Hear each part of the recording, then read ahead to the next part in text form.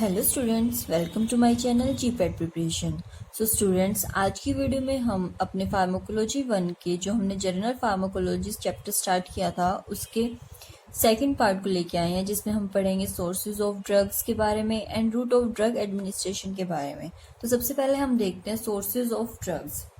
First of all, source क्या होता है, किसे हम बोलते हैं source. From where we get drug और मेडिसिन, जहां से हम किसी भी ड्रग को ऑब्टेन करते हैं, जिस भी पार्ट से, जिस भी एनिमल से, प्लांट से, किसी भी चीज से जिससे हम ड्रग को ऑब्टेन करते हैं उसे हम बोलते हैं source. All of those agent which give medicinal values can be treated as sources of drugs.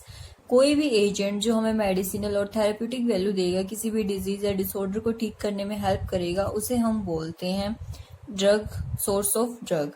तो different types of sources of drugs होते हैं। सबसे पहले है plant source, animal source, mineral source, microbial source, synthetic source and biotechnology source. तो एक ही करके अब हम इन सब के बारे में पढ़ेंगे कि कौन से सोर्स में हम क्या होता है और कैसे उसको ऑब्टेन करते हैं ड्रग को। उससे पहले स्टूडेंट्स, मैं आपको बताना चाहूंगी कि ड्रग और मेडिसिन, ये दो वर्ड्स हैं जो हम बार बार यूज कर रहे हैं, ड्रग एंड मेडिसिन। मैंने आपको पहले ही बताया है, एक बार दोबारा फिर से मैं रिपीट कर देती हूँ कि ड्रग और मेडिसिन में क्या डिफरेंस होता है। जब भी हम किसी क्रूड फॉर्म के बारे में बात करते हैं, कोई भी जो क्रूड फॉर्म है ड्रग की, जो हमने सीधा सोर्स से ऑब्टेन की है, उसमें कुछ भी एडिशनल हमने सब्सटेंस नहीं डाला है, कोई भी उसमें केमिकल एजेंट्स नहीं डाले हैं, तो उसे हम बोलेंगे ड्रग, जो उसकी क्रूड फॉर्म होती है। एंड मेडिसिन क्या होती है, जब हम किसी भी ड्रग में एक्सीपिएंट्स मिला देते हैं और उसकी फॉर्मुलेशन बना देते हैं, जैसे टैबलेट, डोसेज फॉर्म्स, कोई भी tablet, capsules, liquids, syrups and other IV IM जो इंजेक्शन होते हैं, अगर उसको हम बना देते हैं किसी भी ड्रग से, तो वो हमारी कहलाती है मेडिसिन। तो ड्रग और मेडिसिन में यही फर्क होता है कि ड्रग क्रूड फॉर्म होती है और मेडिसिन उसकी जो फाइनल प्रोडक्ट होता है, किसी भी जिसे हम दवाई बोलते हैं, कोई भी वो प्री फॉर्मुलेशन हो सकती है, उसे हम बोलते हैं मेडिसिन। तो सबसे पहले अब हम देखते हैं plant source. Drugs derived from plant और इट्स पर्टिकुलर पार्ट।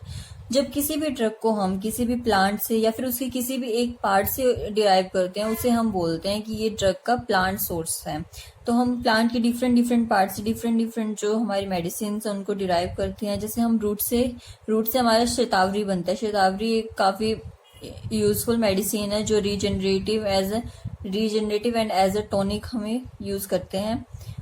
उसके बाद है स्टेम और बाग। स्टेम और बाग से हम सिनकोना को निकालते हैं, जो हमारे मलेरियल, जितनी भी हमारी मलेरियल मेडिसिन बनती है उसमें जो क्रूड सब्सटेंस होता है वो हमारा सिनकोना होता है। लीव्स से नीम और यूकेलिप्टस, लीव्स के एग्जांपल है नीम और यूकेलिप्टस के हम लीव्स को यूज करते हैं। नीम हमारा एक बहुत ही यूजफुल है, जो कि हर चीज में यूज होता है। नीम की सबसे ज्यादा थेरेप्यूटिक वैल्यूज होती है। उसके साथ है हमारे यूकेलिप्टस, जो कि एंटीबैक्टीरियल और हमारे ब्लड को प्योर करने में हेल्प करता है। उसके बाद हम फ्लावर और फ्रूट से क्या क्या, इसके भी हम एग्जांपल ले लेते हैं। नीम के हम फ्लावर और फ्रूट को यूज करते हैं। सेना के हम फ्रूट को यूज करते हैं। एंड ओपियम, सेना का क्या होता है, परगेटिव प्रॉपर्टी होती है सेना की, और ओपियम हमारा एनाल्जेसिक और सीएनएस स्टिमुलेंट के तरह एक्ट करता है। और फ्लावर का हम एक कॉमन एग्जांपल लेते हैं, विंसा रोजिया, जिसे हम सदाबहार भी बोलते हैं। ये पौधा सबके घरों में अवेलेबल होता है, हर जगह पाया जाता है, और ये एक एंटी कैंसर, इसमें कार्सिनोजेनिक प्रॉपर्टी होती है, इसलिए हम एंटी कैंसर इसको यूज करते हैं। उसके बाद हम देखते हैं सेकेंड हमारा एनिमल सोर्स में जैसे हम पैनक्रियाज होता है, जो भी पैनक्रियाज होता है उससे हम इंसुलिन प्रोड्यूस करते हैं, जो कि डायबिटिक पेशेंट के लिए यूज होता है। शिप को थायराइड को यूज करते हैं थायराइड के ट्रीटमेंट के लिए। कॉड लिवर ऑयल को यूज करते हैं विटामिन ए को ऑब्टेन करने के लिए।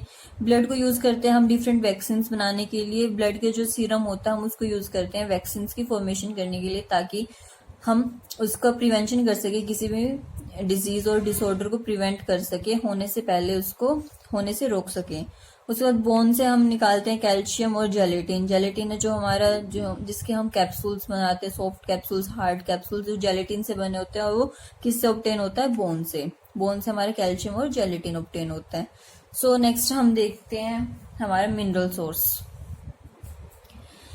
सोर्स में हमारे डिफरेंट एलिमेंट्स आ जाते हैं, iron, zinc, iodine, gold, silver, selenium and chlorine, जिसे हम यूज करते हैं एज अ ड्रग, और इनसे हम डिफरेंट टाइप के जो मेडिसिन है उनको प्रिपेयर करते हैं और फिर किसी भी डिजीज और डिसऑर्डर के ट्रीटमेंट के लिए यूज करते हैं। सबसे पहले हम देखते हैं आयरन। आयरन हमारा एनीमिया में यूज होता है। एनीमिया होता है कि जब हमारे ब्लड में आयरन की डेफिशिएंसी हो जाती है तो उस टाइम पे हमें आयरन के जो टैबलेट्स और कैप्सूल्स है वो खाने पड़ते हैं, इसलिए जो एनीमिया है उसमें हम आयरन को यूज करते हैं। वुंड हीलिंग की जितनी भी टैबलेट्स बनती है उसके लिए हम जिंक को यूज करते हैं। आयोडीन को हम एज ए एंटीसेप्टिक और गोइटर के ट्रीटमेंट में यूज करते हैं। गोल्ड को हम अर्थराइटिस, जब बुजुर्गों के अर्थराइटिस हो जाता है, रूमेटॉइड अर्थराइटिस जिसे हम बोलते हैं, उसमें हम गोल्ड यूज करते हैं। उसमें जो मेडिसिन को फिल करने के लिए वहां पे हम गोल्ड यूज करते हैं। सिल्वर हमारा as a immunity booster use होता है। सेलेनियम को हम डिफरेंट शैम्पूज में यूज करते हैं ताकि डैंड्रफ को रोकने के लिए काफी शैम्पूज में सेलेनियम यूज होता है। और क्लोरीन को हम एज ए डिसइंफेक्टेंट वाटर में यूज करते हैं ताकि जो हमारे बैक्टीरिया या फिर माइक्रोबियल ऑर्गेनिजम्स हैं उनको किल कर सकें। उसके बाद हमारे नेक्स्ट आ जाता है माइक्रोबियल सोर्स। माइक्रोब से हम कौन सी मेडिसिन बनाते हैं ये हम देखते हैं। फंजाई से हमारे पेनिसिलिन मिलती है जिसे हम as a antiseptic antibacterial use करते हैं पेनिसिलिन को।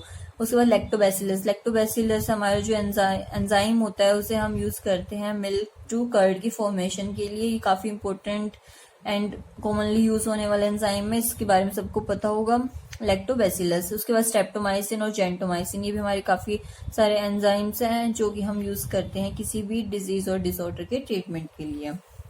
उसके बाद हमारा फिफ्थ आ जाता है सिंथेटिक सोर्स।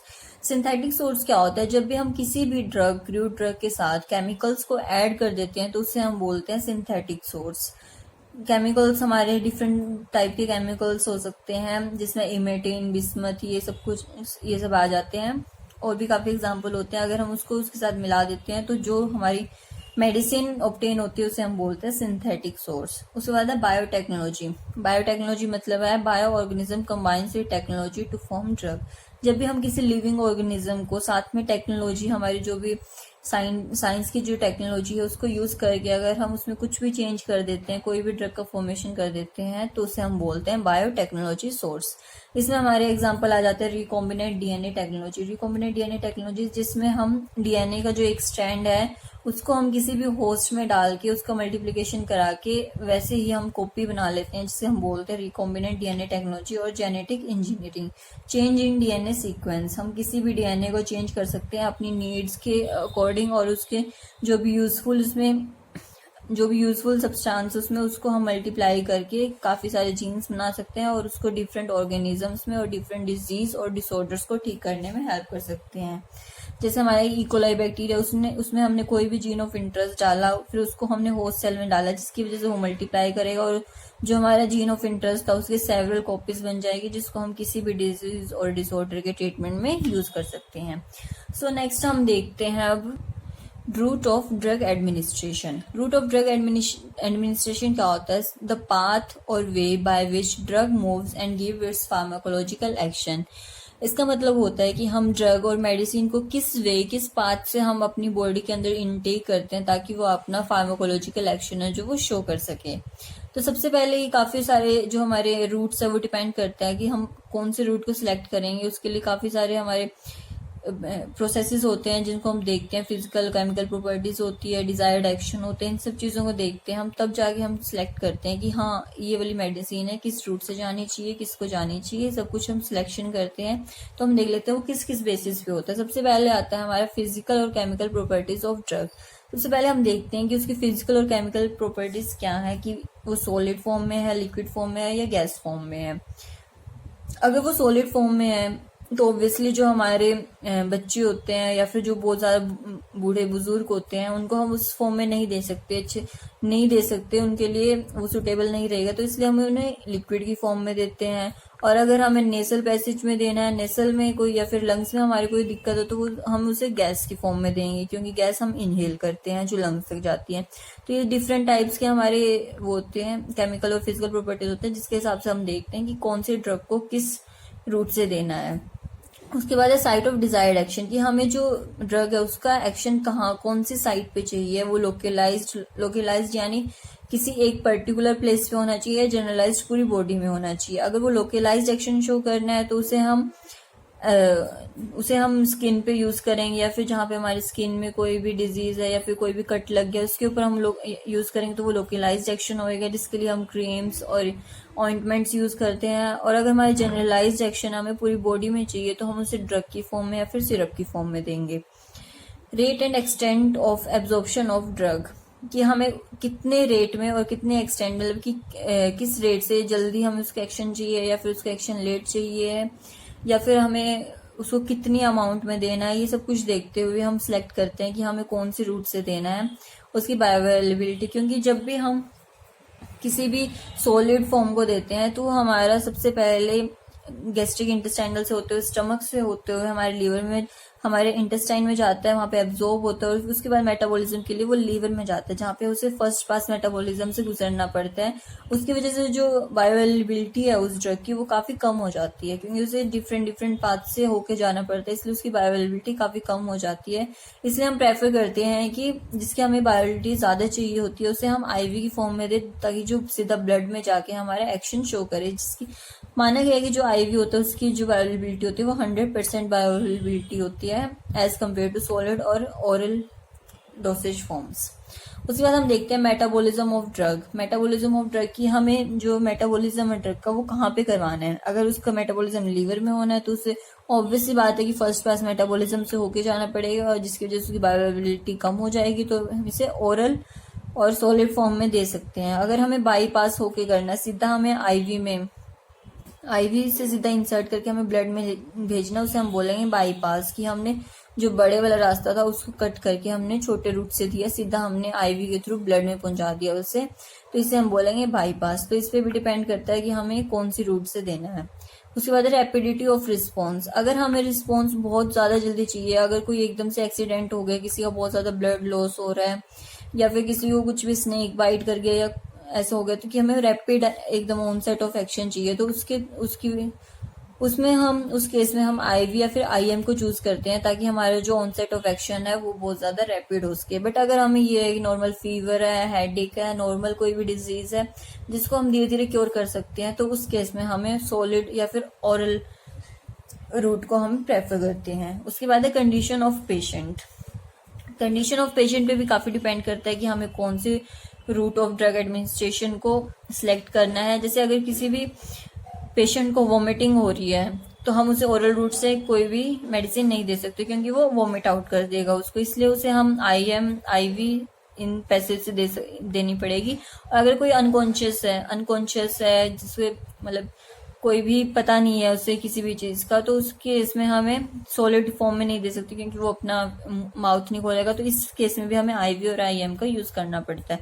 तो स्टूडेंट्स, हमने ये देखे कि किस किस रूट से हम कैसे सिलेक्ट करते हैं कि कौन सी मेडिसिन हमें किस रूट से देनी है और किसको देनी है। तो ये सब कुछ हमने देख लिया। आगे हम देखेंगे different routes of drug administration. Different routes of drug administration, इसमें हम दो तरह से डिवाइड करते हैं रूट्स को। फर्स्ट है एंटरल एंड सेकंड है पेरेंटरल।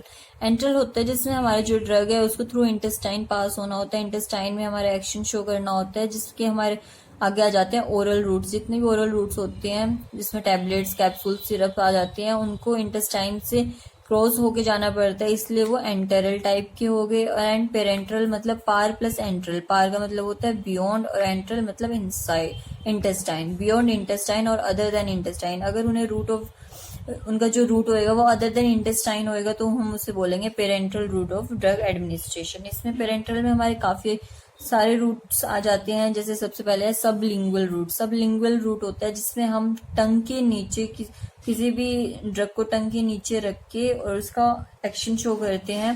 टंग के नीचे जब हमें रखता है तो उसका वो लिपिड सोल्यूबल होती है ड्रग, और इसलिए वो ब्लड में सीधा सोल्यूबल हो जाती है टंग के नीचे वाले पार्ट से, तो उसे हम बोलेंगे सबलिंगुअल रूट। उसके बाद आता है बक्कल रूट। बक्कल रूट होता है जब हमारे चीक्स और जोस के बीच में हम किसी भी मेडिसिन को रखते हैं और वहां पे उसका ऑनसेट ऑफ एक्शन शो होता है, उसे हम बोलते हैं बक्कल रूट।